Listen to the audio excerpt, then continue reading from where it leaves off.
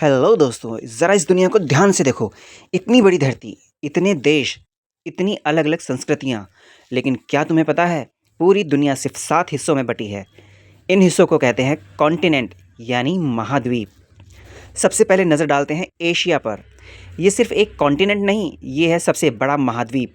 यहीं है अपना प्यारा भारत और अन्य देश जैसे चीन, जापान, नेपाल और दुनिया की सबसे ज़्यादा आबादी भी यहीं रहती है।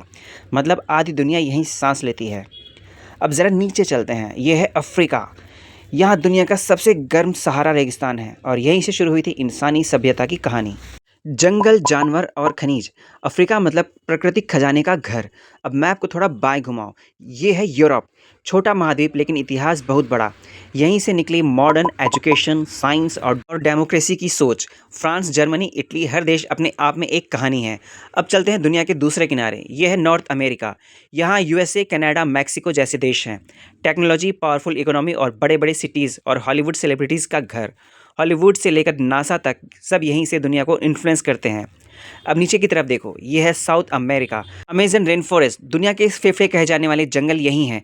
ब्राज़ील, अर्जेंटीना जैसे देशों में फुटबॉल सिर्फ खेल नहीं, जुनून है। अब ज़रा अकेले खड़े इस महाद्वीप को देखो। ये है ऑस्ट्रेलिया, सबसे छोटा कॉन्टिनेंट लेकिन सबसे यूनिक। यहाँ के जानवर, क्लाइमेट और लाइफस्टाइल सब कुछ दुनिया से बिल्कुल अलग।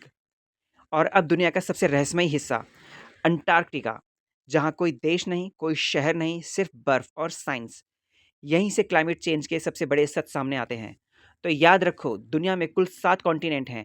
Asia, Africa, Europe, north America, south America, Australia और अंटार्कटिका। अब सवाल ये है, अगर दुनिया को 7 हिस्सों में बटी है तो सबसे पावरफुल हिस्सा कौन सा है? कमेंट में बताओ और वीडियो पसंद आए तो लाइक और सब्सक्राइब ज़रूर करना।